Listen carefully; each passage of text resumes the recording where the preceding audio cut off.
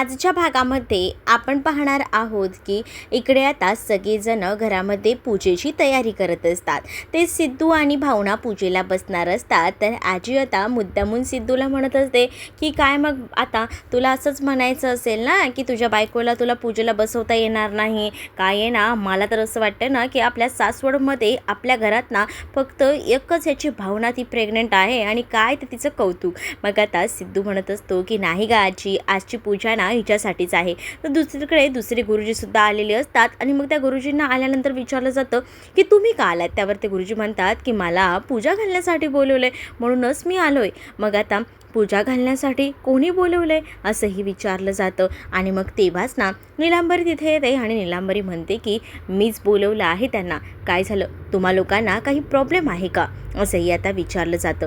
तेच ती म्हणते की तुम्ही लोक पूजा करताय ते सगळं ठीक आहे, मलासुद्धा पूजा करायची आहे आणि मी सुद्धा ठरवले की मीही आता सगळ्यांसोबत इथे बसणार आणि मीही माझ्या नवऱ्यासोबत बसून इथे पूजा करणार आहे।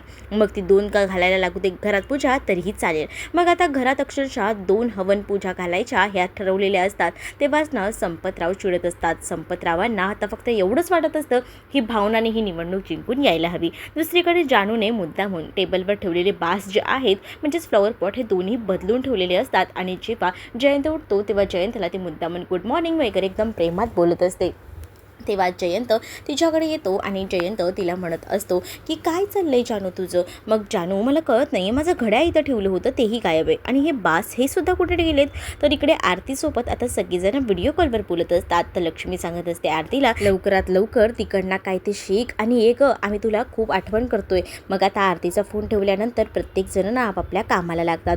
बँकेला सुद्धा आता जायचं असतं, त्याचीसुद्धा मोठी कामं असतात आणि तेव्हाच ना लक्ष्मी त्याला म्हणत असते की तू काळजी करू नकोस, सगळं काही नीट होईल। मग आता जेव्हा ना बँकेला महत्त्वाचं काम असतं तो जात असतो तेव्हा लक्ष्मी त्याला सांगत असते की देवाच्या पाया पडून घे। मग तेव्हा तो देवाच्या पाया पाडायच्या ऐवजी लक्ष्मी आणि त्याचसोबत श्रीनिवास यांचे आशीर्वाद घेतो। मग त्याला श्रीलक्ष्मी आणि श्रीनिवास विचारतात की तू असं काय करतोयस, अरे तुला मी देवाच्या पाया पडायला सांगितलं।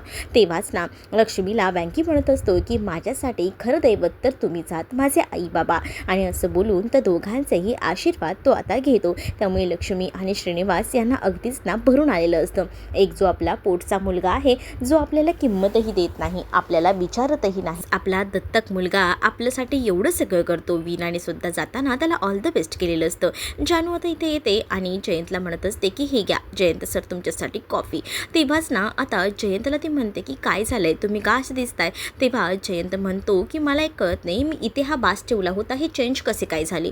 त्यावर जानू म्हणते की तुम्हाला काय झालंय जयंत सर, मला खरंच कळत नाही हो, कधी कधी तुमचं म्हणजे ना मला भीती वाटते हो। म्हणजे तुमच्याकडे बघितल्यानंतर रात्री तर ना तुम्हाला काय झालं होतं ना खरंच मला कळतच नाही आहे, तरीसुद्धा तुम्हाला कसं कसं मी नीट केलं काय सांगू तुम्हाला। रात्री तर तुम्ही असे चालत होतात, मग तेव्हाच ना मी तुम्हाला थांबवलं, मी तुम्हाला म्हटलं की कुठे जात आहे, अगदीच ना विचित्र प्रकार करताय बघा। सध्या तुम्हाला काय होतंय जयंत सर, तुम्हाला काही प्रॉब्लेम आहे का, मला सांगा ना, असं करू नका हो।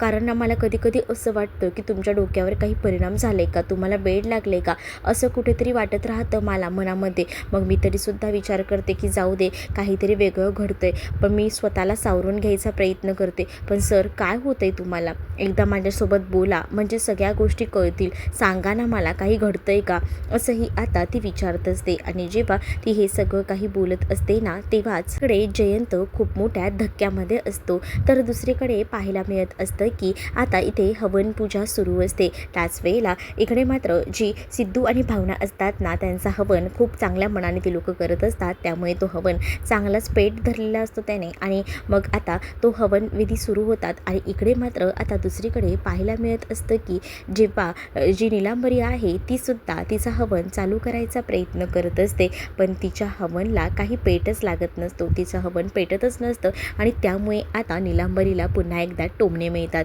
नीलांबरी म्हणत असते की हे सगळं काही काय चाललेलं आहे। तेव्हाच घरातले सगळेजण ना तिला चिडवत असतात आणि म्हणत असतात की मनात जर पाप असेल ना तर हे असंच होतं असं बोलून मुद्दामून तिची मजा घेत असतात. तेच आता दुसरीकडे जयंत ऑफिसमध्ये गेलेला असतो. जयंत ऑफिसमध्ये गेलेला असताना त्याला जानूने कॉल केलेला असतो. जानू त्याला कॉलवर बोलत असते. तेव्हाच ना जानूला तो म्हणत असतो की काय झालं आहे. तेव्हा जानू त्याला म्हणत असते की मला एक गोष्ट कळत नाही आहे की तुमचं काय चाललं आहे. म्हणजे तुम्ही आता ठीक तर आहात ना की ऑफिसमध्ये गेल्यावर सुद्धा तुम्हाला तसाच त्रास होतो आहे. सांगा ना जयंत सर ऑल ओके ना. असंही आता ती त्याला फोनवर विचारत असते. त्यानंतर तो म्हणतो की मी जरा कामात आहे, फोन ठेवतो. असं बोलून फोन ठेवून देतो. जयंतने फोन ठेवल्यावर त्याच्यासमोर अनेक आता जयंत येऊन उभे राहतात आणि ते जयंत मात्र आता त्याला जास्त त्रास देत असतात. त्याला म्हणत असतात की खरंच बघ तुझ्या डोक्याला वेड लागला आहे, म्हणजे तुला काही सुधरत नाही आहे ना. बरोबर हे असंच होणार आणि हळूहळू ना तुझ्या या त्रासाला कंटाळून तुझी जानू तुला सोडून निघून जाणार. असंही बोलून आता ते बाकीचे जयंत जे असतात ते ह्या जयंतला त्रास देत असतात आणि तेव्हाच ना हा जयंत म्हणत असतो की नाही नाही असं काही होणार नाही आहे. आणि तेव्हाच इकडे जयंत म्हणत असतो की हो हो असंच होणार आहे. इकडे ते जयंत जे आहेत बाकीचे ते या जयंतला त्रास देत असतात. त्यामुळे जयंत वैतागून गेलेला असतो. कारण आता जयंतला अक्षरशः वेड लागलेलं असतं.